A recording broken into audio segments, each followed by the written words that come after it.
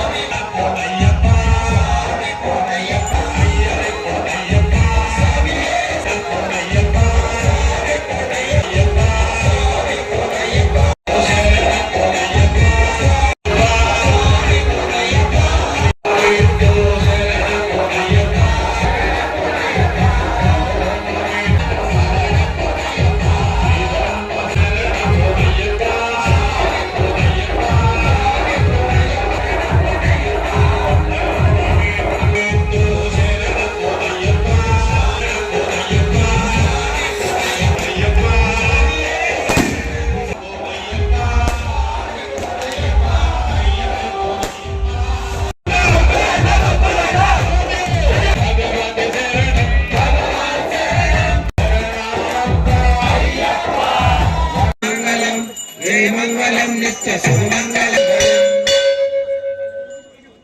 జయ మంగళం నిత్య సుమంగళం.